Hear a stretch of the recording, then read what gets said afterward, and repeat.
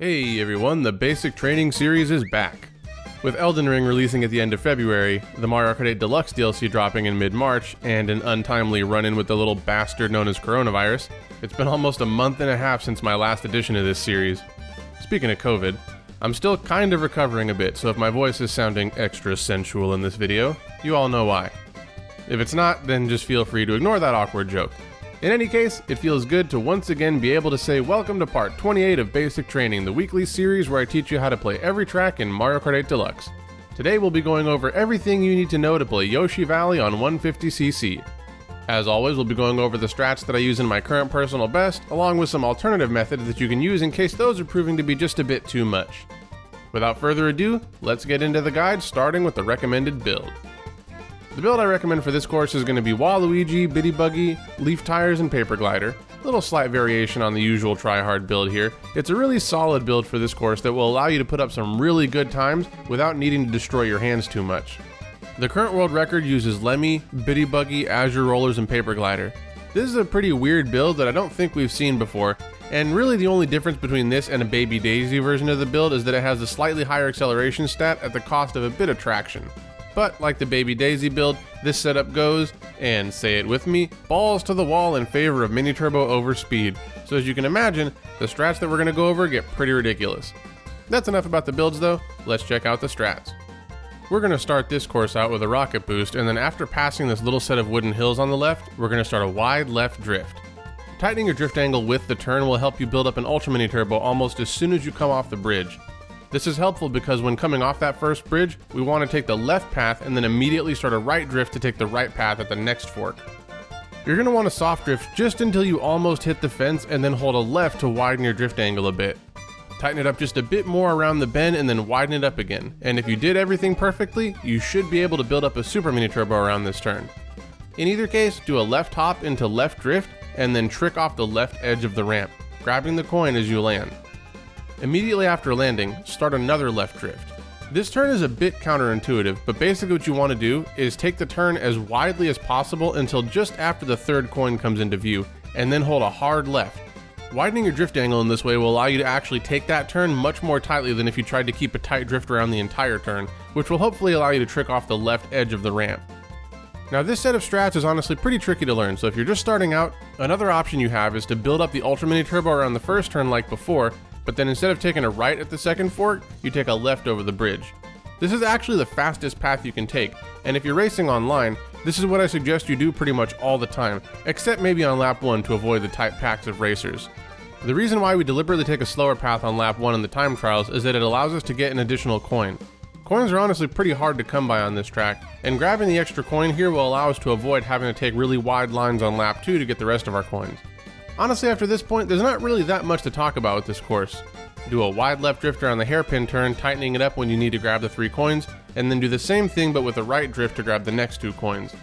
If you're feeling fancy, you can do this 2 right hop into left drift strat that I do when going into the egg section, but it's not really necessary, and it's actually going to cost you time if you don't do it properly. When crossing the final bridge, you actually get a tiny bit of airtime, and you can wait until just after starting to go over the bridge to start pressing the drift button to avoid hopping, which saves a tiny bit of time, but again, not really necessary. Alright, so I kinda lied a bit when I said there's not much else to talk about with this course, because there is one major thing left to go over, which is the mushroom cut. What you want to do is start a left drift, grab your 9th coin, mushroom when going into the grass, and then start holding a hard left to intentionally bonk into the fence. Holding a hard left will allow you to build up a super mini turbo out of the cut, and bonking into the wall will push us outwards so that we get back onto the track properly. If you don't bonk into the wall, then it's basically impossible to build up the super mini turbo without either ending up on the grass or else needing to hold your drift for a ridiculously long time, both of which are going to be really slow. Now the thing is, it's not as easy as mushroom into the wall though. I use a very particular setup to get this right, which is to drive straight at the leftmost coin and the tree in front of it, and then starting a wide left drift to grab the rightmost coin. This should allow you to be to the left of this whitish pinkish flower after going onto the mushroom cut. I pretty much hold a hard left as soon as I use my mushroom from then on out to finish up the strat. After that, we're on to lap 2, and the only real difference between laps 1 and 2 is that we take the aforementioned left-left path over the bridge. You can do a left hop into right drift to build up an extra mini turbo over the bridge, but it's kind of a high risk, low reward kind of deal. Regardless, trick off the right edge of the bridge ramp and then land in a right drift, building up a super mini turbo around the following turn. If you've been following my PB strats, you'll pick up your 10th coin here, but if you took the left path over the bridge on lap 1, you'll be grabbing coin 9 here and coin 10 from the egg section. That's pretty much it for the strats though, so let's talk a bit more about the track while checking out my current personal best.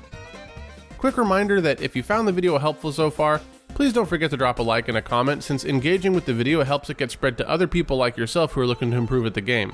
And getting more eyes on these videos is definitely the best way to help out the channel. So, Yoshi Valley.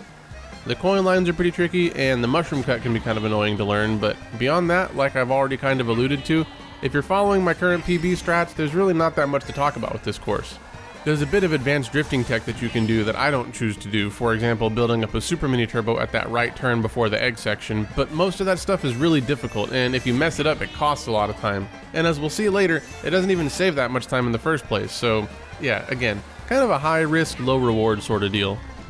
Now this is probably one of the few times that I'm going to do this, but I want to talk a bit about strategies that you can use when racing online. There's a ton of alternate paths you can take, but the left bridge path is hands down the fastest path to take. And because items are a thing that can just destroy your coin count, it's usually not very beneficial to take the time trial lines and go into the tunnel on lap 1. I pretty much just always take the bridge path if I'm racing against other people. Kind of unfortunate really, since I think the track could have been made a lot more interesting if the paths were a bit more balanced. But that being said, it can be, with a big emphasis on can be, beneficial to take the tunnel path if you find that you keep getting bumped or hitting off the bridge with items, which again tends to happen most often on lap 1 when the pack is more tightly clustered together. This isn't usually a big enough concern that I ever feel the need to mix up my own gameplay, but you know, the option is there if you need it. One other thing to point out about this track is that the split paths really screw with the pathing of a lot of the items in this game. For example, if you have a bullet bill, do not use it until after you've gone over the bridge, or else the bill will take you around a really slow path. I'm not sure if it's possible to control this at all. I have tried, but I haven't found a way to do it myself yet. One hilarious thing though is that this pathing issue also affects blue shells, and it's not uncommon to have the blue shell get totally lost and just pass you by. What that means for you though is that if you're going to be using the blue shell, just make sure to do it once first place is on the long straightaway before the hairpin turn. But that's all I've got to say about the track. Let's close out the video by taking a quick look at some of the world record strats.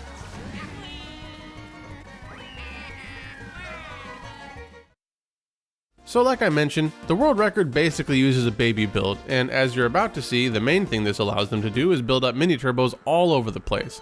Some examples of this are the extra mini turbo at the very start of the run, the 2 mini turbos before the big hairpin turn, the ultra mini turbo before the egg section instead of the super mini turbo that we built up, and the super mini turbo at the mushroom shortcut in place of the mini turbo that we built up. The thing is, the final time of this run was 158.541, and if you were paying attention to my personal best, the final time of that run was a 202.438, which is just about 2.9 seconds off world record. This is easily my best run ever if we're talking purely about how close I am to the world record, both in absolute terms, i.e. the number of seconds, and as a percent difference between my run and the world record. And the strats that I use weren't even really that complicated. In fact, taking the bridge path on all 3 laps, going wide to get coins, and doing the slow, non-wall bonk mini turbo version of the mushroom cut, I was still able to get a time that was 5.8 seconds off record on my very first attempt. So yeah, like I've been saying all along, pretty straightforward course to time trial all things considered. And that's pretty much everything you need to know about Yoshi Valley on 150cc. Even though it's not a super difficult course to learn, it's still one of the more fun time trials for me, probably because it's possible to get really good times without needing to absolutely destroy your hands like the last 2 courses have done. If you found the video helpful or informative, again please don't forget to click that like button, and let me know down in the comments how much time you were able to save from the advice I laid out in this video. Not only does that help the channel out, but I also really enjoy how much hearing I'm helping you all out. Last month and a half notwithstanding, I do release a new tutorial every week, so make sure to subscribe and hit the notification bell so that you don't miss out on any of my videos. But that's going to be it for me for today, everyone. Massive thanks to the YouTube member that I got during, I believe it was my DLC live stream. Speaking of which, I do have a YouTube membership program where if you click the join button down below, you can get early access to my videos, as well as badges and emotes that you can use during my premieres and live streams. Don't feel obligated to do any of that because, like I said, just knowing that these tutorials are helping you all out is more than enough reward for me. Thank you all very much for taking the time out of your day to do some basic training, and as always, I will see you in the next video.